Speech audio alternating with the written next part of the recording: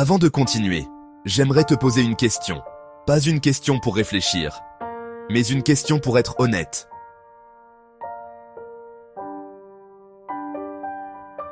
Dans la vidéo de cette semaine, je t'ai parlé de deux personnes. Même départ, mais deux trajectoires totalement différentes. Aujourd'hui, je veux parler de toi. Quelle est la dernière décision, même petite, qui a réellement changé quelque chose dans ta vie?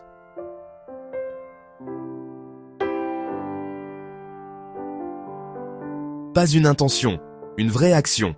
Repense aux dernières semaines, aux derniers mois, ou même à la dernière année. Quel petit pivot t'a mis sur une voie légèrement meilleure qu'avant? Imaginez deux personnes, partant du même désir de changement.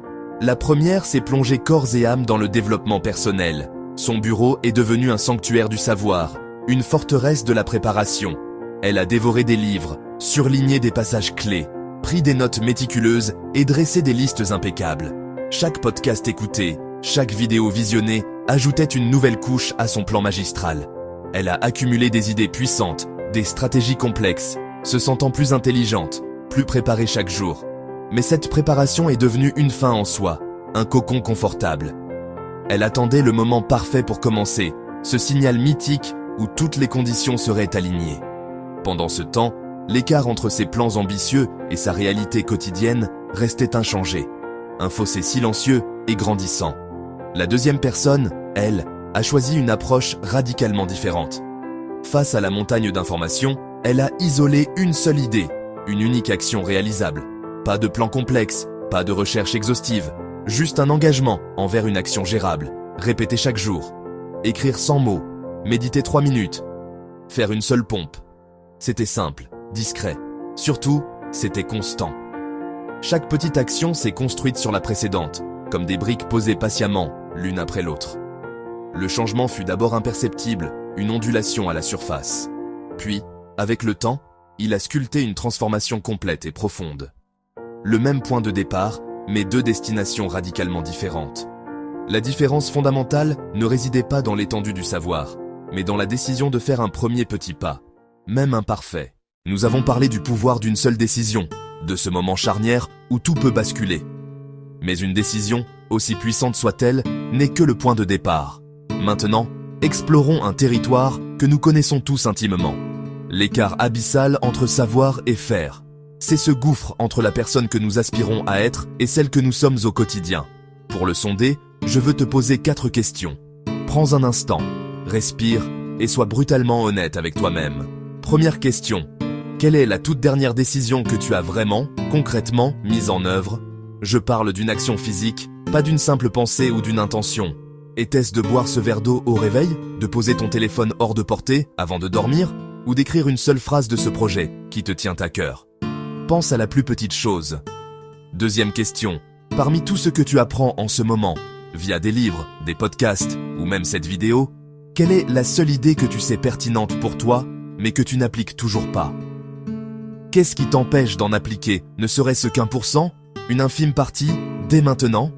Est-ce vraiment un manque de temps ou un manque de clarté sur la première étape? Est-ce un manque de ressources ou la peur de ne pas le faire parfaitement? Troisième question. Quel est le véritable obstacle qui se cache derrière ces excuses? Est-ce la peur de l'échec qui te paralyse avant même de commencer? Le perfectionnisme qui te murmure que si ce n'est pas parfait, ça ne vaut rien?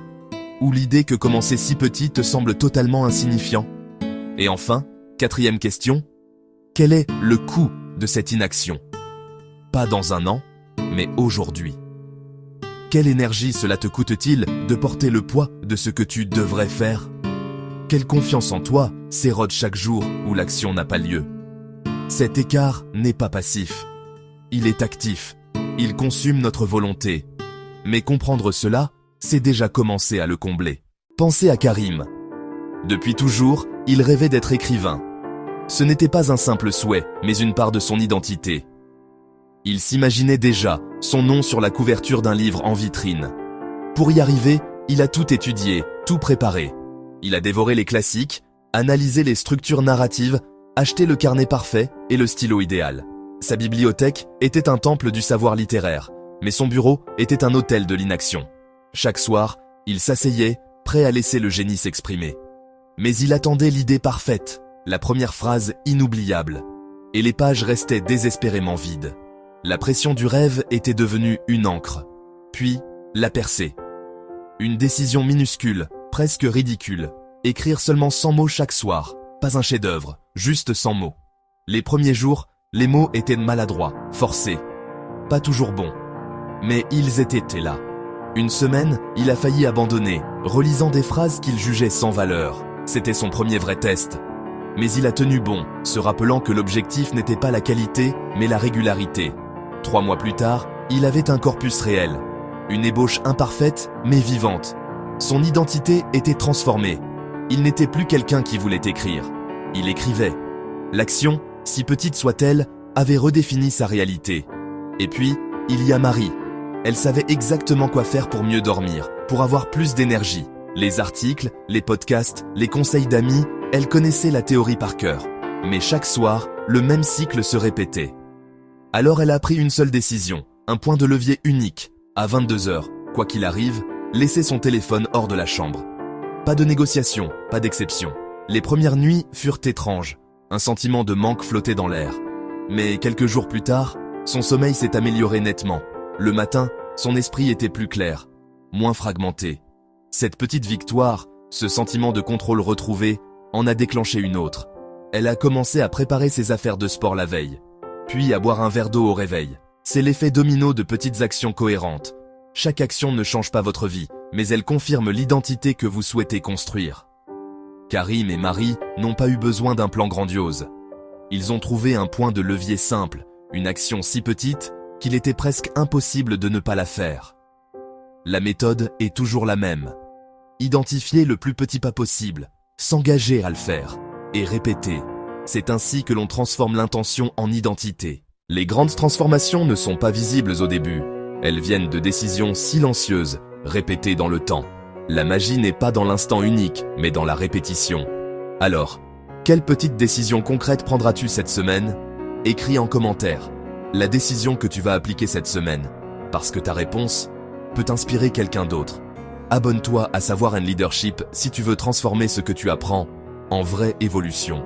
Reste simple, reste réel, fais ce premier pas, beau et imparfait. Le chemin apparaîtra,